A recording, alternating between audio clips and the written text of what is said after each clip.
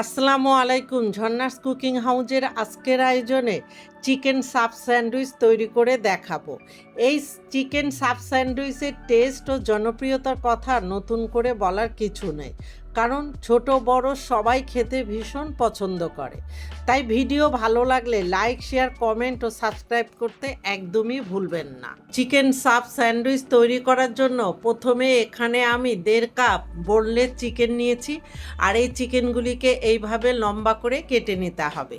এখন এই মাংসের মধ্যে একে একে করে কিছু মশলা অ্যাড করব। প্রথমে দিয়ে দিচ্ছি রসুন বাটা 1 চা চামচ, আদা বাটা 1 চা চামচ, সাদা বা কালো গোলমরিচের গুঁড়া 1 চা চামচ, লাল মরিচের গুঁড়া 1 চা চামচ বা স্বাদ মতো দিয়ে নিতে পারেন, লাইট সয়া সস 1 টেবিল চামচ, টমেটো সস 1 টেবিল চামচ, চিনি 1 চা চামচ, চিনিটা দিলে টেস্টটা অনেক বাড়ে।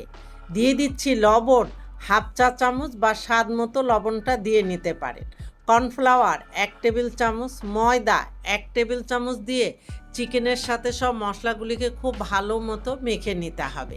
আর এখানে আপনারা ঝালটা আপনাদের টেস্ট অনুযায়ী কম বা বেশি করতে পারেন। এখন চিকেনের সাথে সব মশলাগুলি ভালো মতো মাখানো হয়ে গিয়েছে।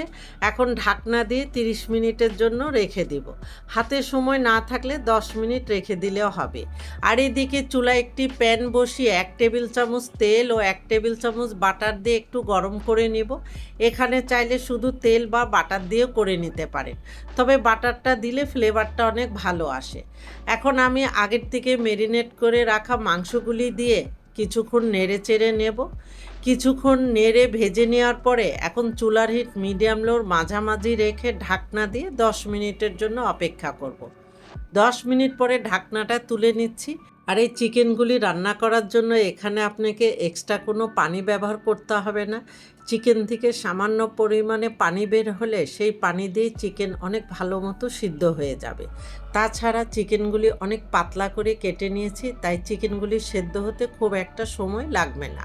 চিকেনগুলি এইরকম লাল লাল ভাজা হয়ে গেলে এখন এই চিকেনগুলিকে একটি পাত্রে তুলে ঢেলে নেব। আর এইদিকে আমি সাব স্যান্ডউইচ ব্রেড নিয়েছি, আর এই ব্রেডগুলি আমি কিনে নিয়েছি। তবে আমার চ্যানেলে বার্গার বানের একটি রেসিপি আছে, ওই একই রেসিপিতে সাব স্যান্ডউইচ ব্রেডও তৈরি করে নিতে পারেন। জাস্ট এইভাবে একটু লম্বা করে শেপ করে দিতে হবে। ডেসক্রিপশন বক্সে লিঙ্কটা দেওয়া থাকবে, আপনারা চাইলে দেখে নিতে পারেন। এখন নাইফের সাহায্যে আমি ব্রেডটাকে 2 ভাগ করে নিব। নিয়ে এখন এই উপরে প্রথমে আমি দিয়ে দিব মেয়োনিজ, আর এই মেয়োনিজের ভিডিও আমার চ্যানেলে আছে, ডেসক্রিপশন বক্সে লিঙ্কটা দেওয়া থাকবে। তার উপরে দিয়ে দিচ্ছি আমি টমেটো সস। এখানে মেয়োনিজ টমেটো সস দেওয়ার পরে দিয়ে দিব বাঁধাকপি। এই বাঁধাকপিটা মাস্ট দিতে হবে। দিয়ে দিচ্ছি গাজর কুচি, ক্যাপসিকাম কুচি, দিয়ে তার উপরে আবারও দিয়ে দিব টমেটো সস ও মেয়োনিজ। আসলে এগুলি আপনাদের ইচ্ছে মতো দিয়ে নিতে পারেন। এখন এখানে আগের থেকে রান্না করে রাখা আমি চিকেনগুলি দিয়ে দিচ্ছি, দিয়ে তার উপরে আবারও আমি মেয়োনিজ দিয়ে দিচ্ছি। আর আমি যে পরিমাণ চিকেন নিয়েছি এখানে 3টি সাব স্যান্ডউইচ তৈরি করা যাবে। তার উপরে আবারও আমি বাঁধাকপি, গাজর এবং ক্যাপসিকাম দিয়ে দিচ্ছি, দিয়ে উপরে আমি স্লাইস চিজ দিচ্ছি। এখানে আপনাদের পছন্দ মতো যে কোনো চিজই ব্যবহার করতে পারেন। এখন আমি এই সাব স্যান্ডউইচটা ভাজতে চলে যাব। এই জন্য চুলায় একটি গ্রিল প্যান বসিয়ে আমি 1 টেবিল চামচের মতো বাটার দিয়ে প্যানের চারিদিকে বাটারটা ব্রাশ করে দিচ্ছি।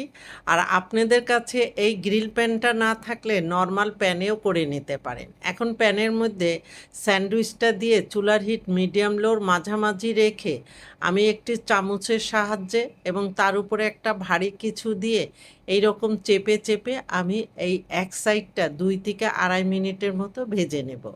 এক সাইডটা হয়ে গেলে অপর সাইডটা এরকম হালকা চেপে চেপে ভেজে নিতে হবে। সাব স্যান্ডউইচ আমার 2 সাইডে ভাজা হয়ে গিয়েছে, এখন তুলে নিচ্ছি। আর 2 সাইডে কালারটাই খুব সুন্দর হয়েছে, আর এটা কতটা যে ক্রিস্পি হয়েছে আমি আপনাদেরকে একটু শব্দটা শোনালাম। এখন আমি এই সাব স্যান্ডউইচটা কেটে নিব। ওয়াও! খুবই লোভনীয় এবং টেস্টি হয়েছে। একবার হলেও তৈরি করতে পারেন। আমার বিশ্বাস আপনাদের সবার কাছে অনেক ভালো লাগবে।